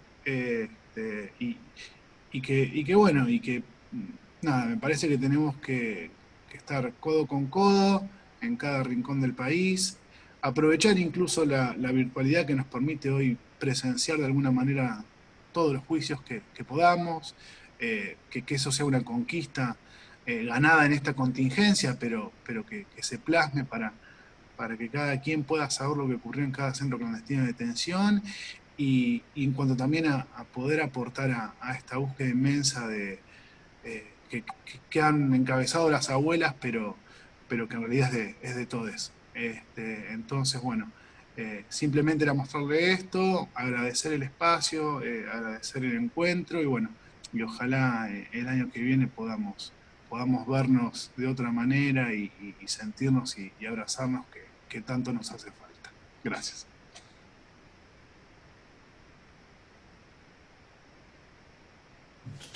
Muchísimas gracias, compañero. Muy claro, y muchas gracias por compartir esa información con todas las jurisdicciones. Creo que tener esos datos es fundamental para todos. Compañeros, les tengo que comentar que en cualquier momento se nos puede cerrar la sala, hay un tiempo acotado, pero bueno, fuimos de todas formas registrando consultas, y en la medida que podamos, me gustaría hacer circular, aunque sea un poquito de tiempo, según, no sé, todavía no nos cortaron, así que supongo que un poquito podemos seguir, con compañeros que pidieron la palabra. Ahí en primer término anoté algún pedido de la compañera Adriana Taboada. Adri. Sí, gracias Paloma. Bueno, voy a tratar de ser lo más rápido posible para plantear un tema que año a año, batalla perdida, sigue estando invisibilizado en este diagnóstico, en este compartir información sobre la actualidad de los juicios que tiene que ver con el trabajo pericial en salud. Y lo planteo porque para que los juicios avancen, además de poder tener las pruebas sobre las que cada día se profundiza, se crece, se enriquece desde distintas dimensiones, y de poder acelerar los juicios para que no llegue la muerte, la verdad es que si no hay a quien acusar no hay juicio. Podremos hacer juicios de la verdad, pero juicios condenatorios no. Entonces, el tema de la pericia pasa a ser una herramienta fundamental. En los últimos 10 días he peritado 4 genocidas del juicio Pozos. Dimos vuelta 2 dictámenes, otros 2 los estamos perdiendo. Dimos vuelta 2 dictámenes del cuerpo médico forense que ya habían dejado a 2 genocidas afuera. Uno fue Hidalgo Garzón. Cholo tiene que ver con las causas de abuela.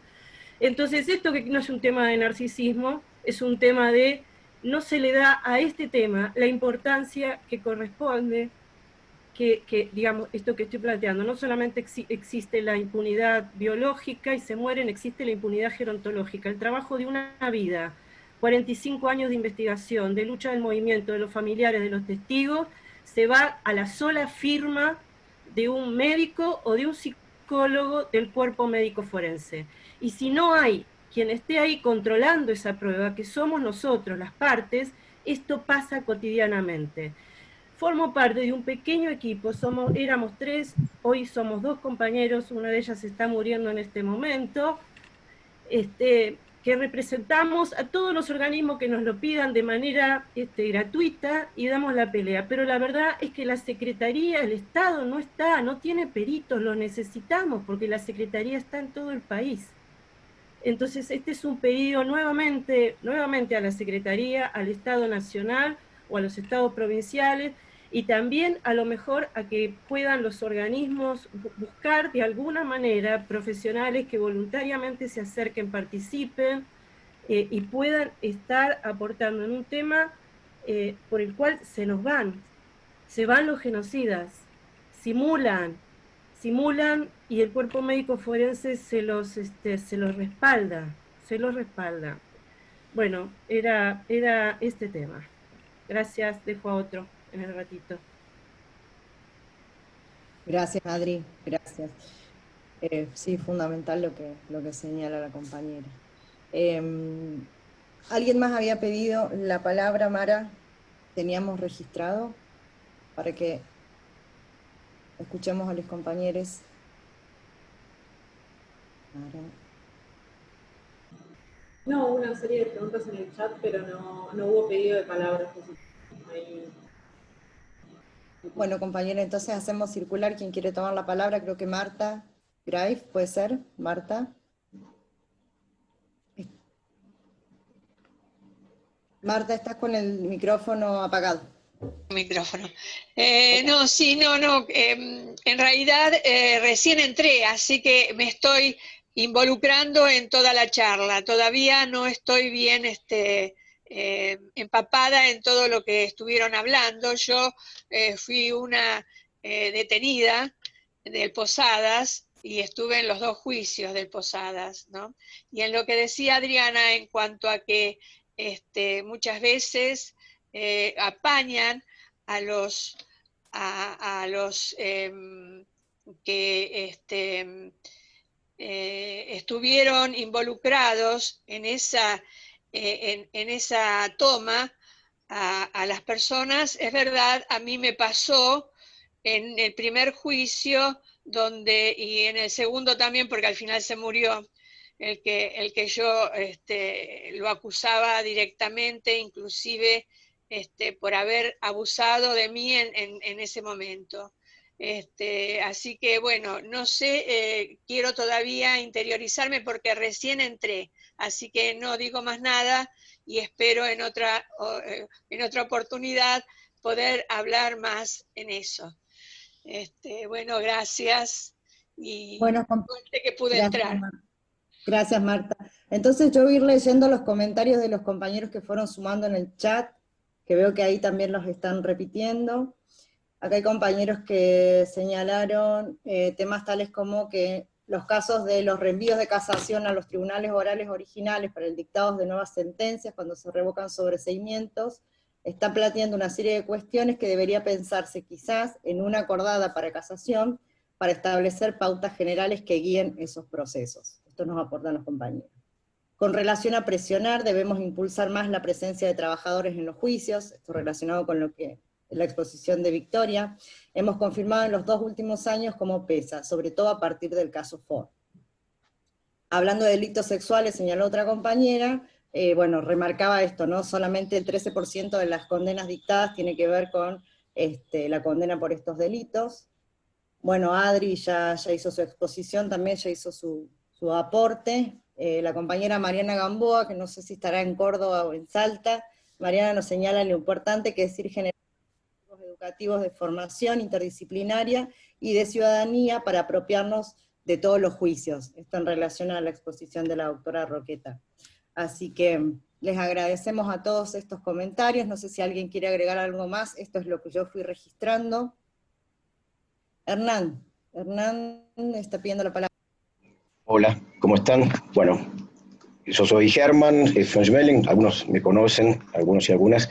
Yo trabajo hace muchos años en el espacio Mansión Seré, en la Casa de la Memoria y la Vida, la Dirección de Derechos Humanos de Morón, y claramente me ha tocado también participar de muchas causas a lo largo de estos años, representando también al Estado municipal y justamente casos que tuvieron que ver con el centro clandestino Mansión Seré y el circuito represivo en zona este en general.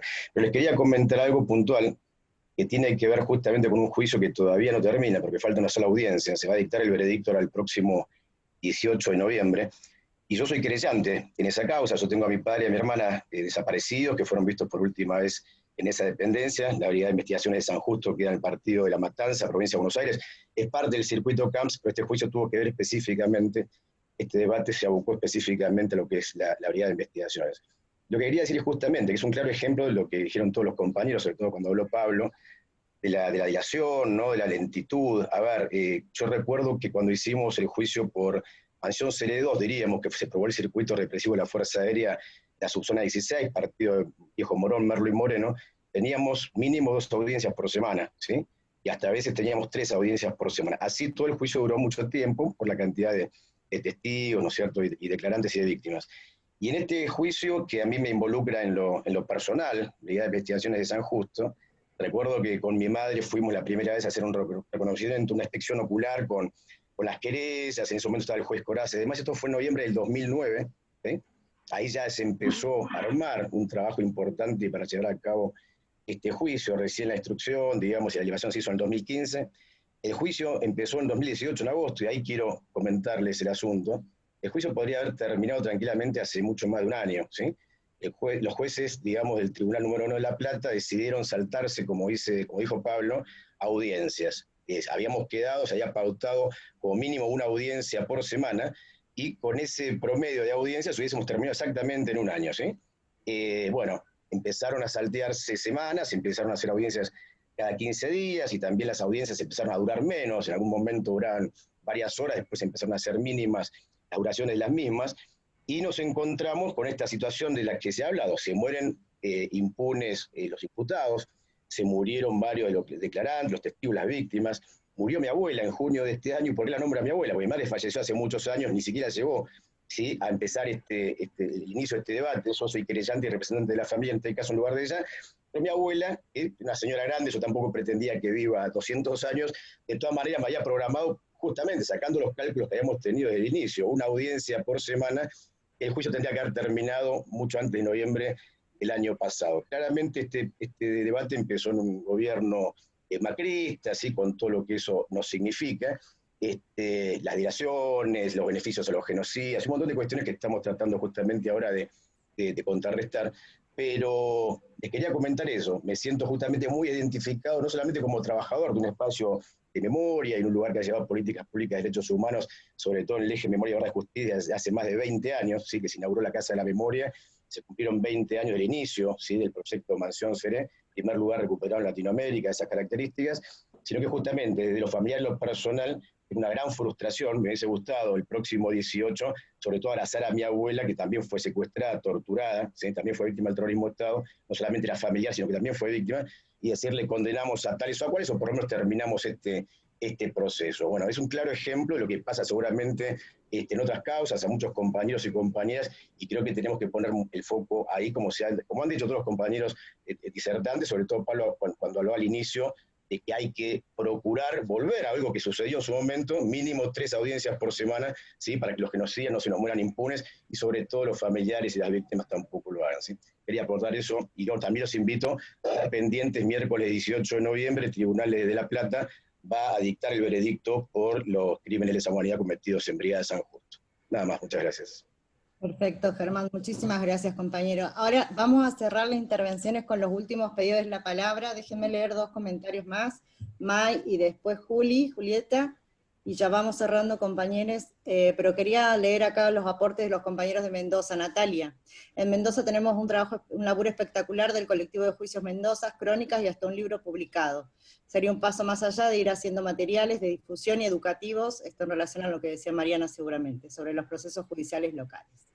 Amalia nos pregunta si quería saber si aparecen casos de lesa humanidad post-dictadura, cercanos a la finalización de la dictadura, así como hay predictadura.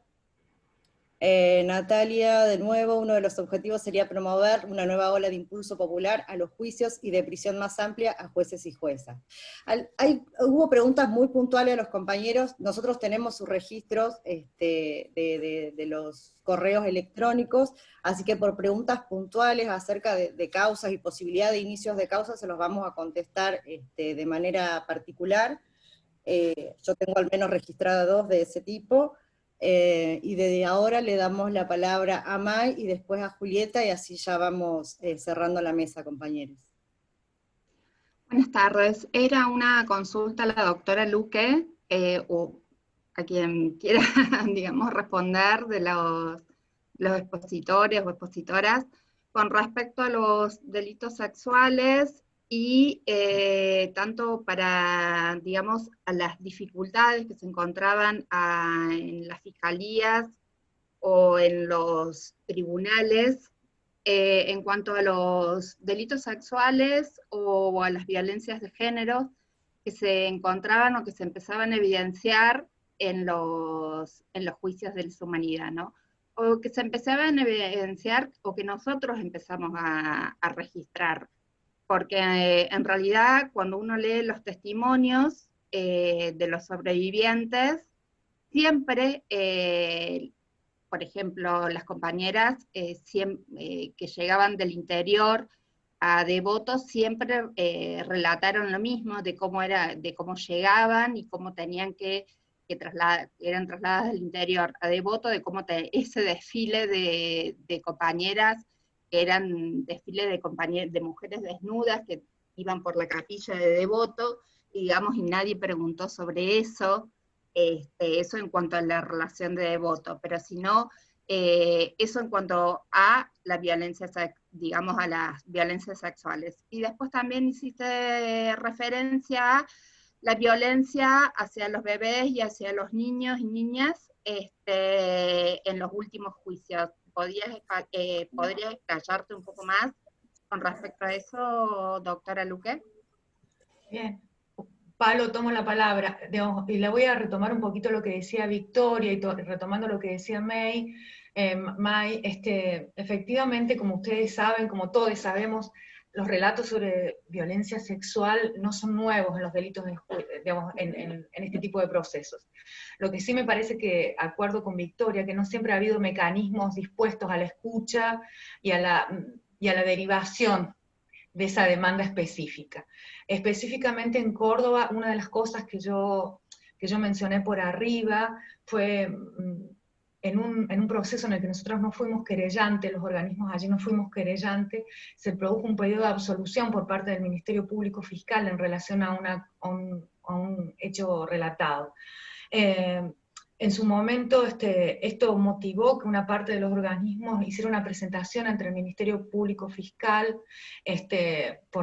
por esta conducta del fiscal, y lo que dijo el fiscal fue que en realidad había solicitado la absolución porque se había comprobado la falta de intervención, o que él tenía dudas sobre el conocimiento del hecho que se hubiera generado en ese proceso. Eso me parece que significó para los que venimos escuchando este tipo de procesos, de poner en palabra lo que ocurrió, un retroceso desde el punto de vista de las víctimas, en el sentido que se empezaron a decir que no se iban a sentir escuchadas, eso por un lado. Hay una preocupación en el seno del colectivo de víctimas en relación a si se van a tomar estos delitos como delitos de propia mano o no, digamos que es una discusión técnica, y en el caso de que no fueran tomados incluso como delitos de propia mano, nuestro problema específicamente en la provincia de Córdoba es que en uno de los centros clandestinos de detención, donde esta práctica era más no sistemática, porque lo fue en todos los centros por cierto, pero que era como más habitual, no hay autores mediatos, casi. Entonces nos vamos a tener, es muy posible que nos quedemos sin quien acusar prontamente. Eso por un lado, y por otro lado, ante la pregunta de May, nosotros en este juicio, digamos, ya en la megacausa La Perla, hubo una condena por privación ilegítima de la libertad en relación a dos niñes privados de su libertad, un niño de 1 año y 5 meses y otro de meses, y ahora estamos en un debate en donde una de las acusaciones es privación ilegítima de la libertad a un niño de 5 meses y el sometimiento a tormentos. Va a ser la primera vez en Córdoba que se da la conjunción de estas dos figuras en relación a un niño, así que vamos a ver, digamos, parte de un proceso de visibilización de las víctimas niñas, y vamos a ver cómo es que responde el tribunal, pese a que tenemos un antecedente que ya han condenado con otra integración por privación ilegítima de la libertad a la Patota de La Perla de 2 niñas menores de edad. No sé si respondí. Muchas gracias Lila. Compañeros, disculpen, me están pidiendo la sala, tengo que terminar, les pido 1000 disculpas, quería leer un último mensaje de Hugo Santillán, de Tucumán, que me parecía muy importante. Hugo nos dice, los saludo a todos y agradezco que me hayan permitido participar. Quiero expresar que respecto al juicio por los trabajadores azucareros asesinados que se lleva adelante en la causa La Fronterita, es un paso importante que la Secretaría de Derechos Humanos sea querellante. Más, considero que el secuestro y asesinato de 130 trabajadores y obreros azucareros es el resultado de la planificación realizada por los genocidas junto a los empresarios, que esas empresas no se han investigado ni juzgado los directivos, que es un problema regional y nacional. Gozan de impunidad y de los dineros que acumularon con esos acuerdos aberrantes que costaron la vida de cientos de compañeros y compañeras y afectaron los derechos humanos de sus familias, de 4 generaciones. ¿Por qué liquidaron la empresa nacional azucarera CONASA? La Secretaría de Derechos Humanos debe iniciar este juicio, pues está denunciado desde 2007 y sin ningún avance hasta el presente. Le agradecemos al compañero. Disculpas, mil disculpas compañeros porque tenemos que dejar la sala. Les agradecemos a todos, por eso les pedía que todos los aportes lo puedan ir sumando por escrito. Gracias por la paciencia, disculpen los problemas del inicio de nuestra mesa, y gracias a todos por los aportes. Y después estaremos seguramente nuevamente en contacto con todos por las conclusiones de esta mesa. Muchísimas gracias y nos vemos en el cierre, que es a las 18. Y muchas gracias, Paloma, por todo el trabajo de coordinación. Gracias. Un enorme abrazo a todos y a todas. Nos seguimos encontrando y seguimos adelante. Gracias. Abrazos a todos. Gracias, Palo. Gracias, abrazos a todos. Gracias, Amara, también. Un gran abrazo y seguimos en contacto. Gracias a todos, gracias.